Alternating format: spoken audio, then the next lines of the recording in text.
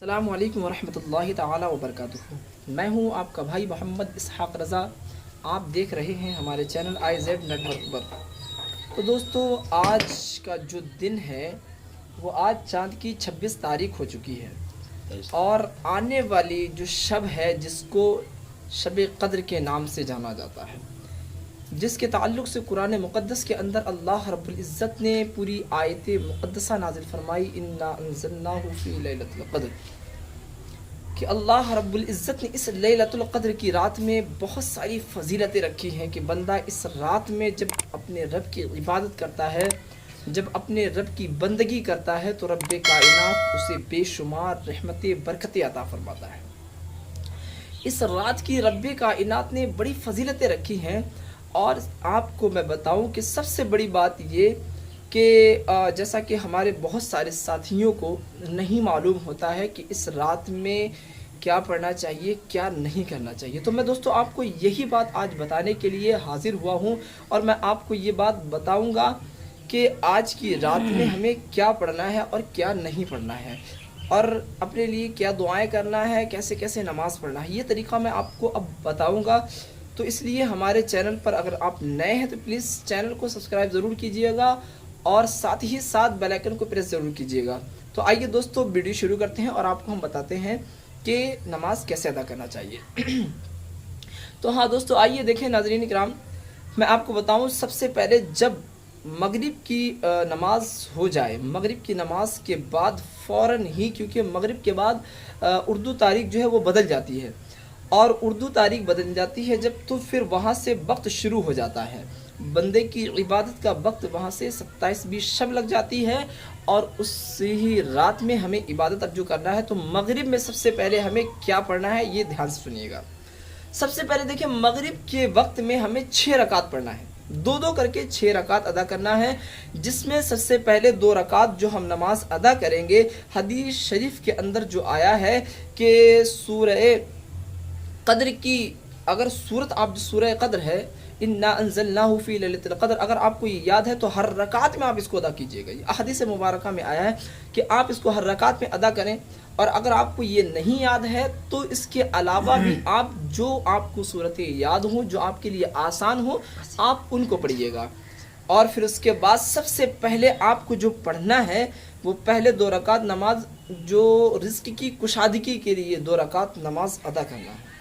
اور اس کی نیت کس طریقے سے کریں گے؟ نیت کی میں نے 2 رکعت نماز نفل رزق کی کشادگی کے لیے واسطے اللہ تعالیٰ کی منہ میرا کعبہ شریف کی طرف، اللہ اکبر، اس طریقے سے آپ پہلے رزق کی کشادگی کے لیے 2 رکعت نماز نفل ادا کریں گے۔ پھر اس کے بعد آپ کو جو ہے 2 رکعت عمر میں خیر و برکت کے لیے 2 رکعت آپ کو نماز نفل ادا کرنا ہے۔ پھر اس کے بعد آپ کو تیسری جب ادا کریں گے تو پھر گناہوں کی بخشش کی نیت سے آپ کو جو ہے وہ 2 رکعت نماز نفل ادا کرنا ہے۔ پھر اس کے بعد ایمان پر خاتمہ ہو، کہ ہر انسان یہی چاہتا ہے کہ ہمارا ایمان پر خاتمہ ہو، اور جب ہم مر جائیں تو دنیا سے ایمان کے ساتھ ہی جائیں، یہی ہر انسان کا ایک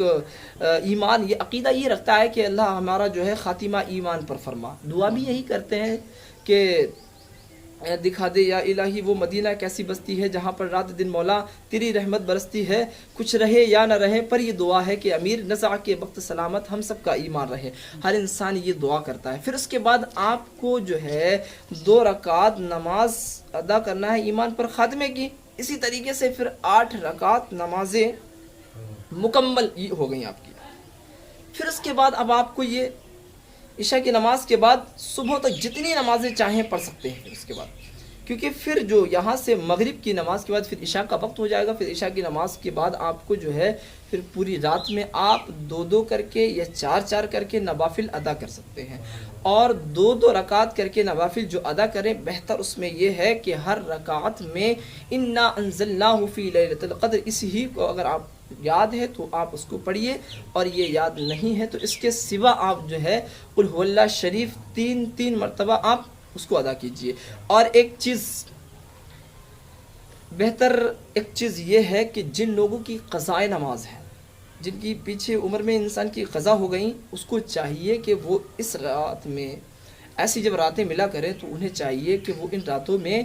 نفل کی جگہ پر ان قضا نمازوں کو ادا کرے تو سب سے بہتر ہے ہوگا۔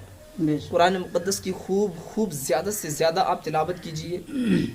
آپ زیادہ سے زیادہ تلاوت کریں۔ اور آج 27 شب میں بہت ساری جگہوں پر قرآن مقدس جو ہے وہ بھی اختتام پر ہوتا ہے، اور مطلب لوگ اس جگہ پر جا کر کے فاتحہ بھی کراتے ہیں اور جو ہے دم بھی کرواتے ہیں، بہت ساری چیزیں لے کر کے جاتے ہیں۔ تو یہ ساری چیزیں اس رات میں اللہ رب العزت نے بڑے برکتیں رکھی، اور اس رات میں جا کر کے قبرستان جایا جائے، اور وہاں جا کر کے اپنے جو دنیا سے ہمارے گھر سے لوگ چلے گئے ہیں ان کے لیے دعائیں مغفرت کریں جا کر کے، تو رب کائنات ان کی دعاؤں کو، آپ کی دعاؤں کو رب کائنات قبول فرمائے گا، اور ہو سکتا ہے آپ کا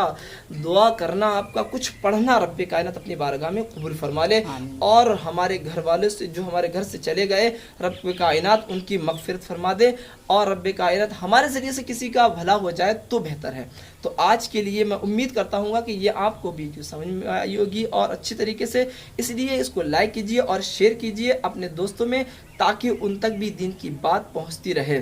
پھر انشاءاللہ میں نیکسٹ ویڈیو میں ملوں گا، جب تک کے لیے خدا حافظ۔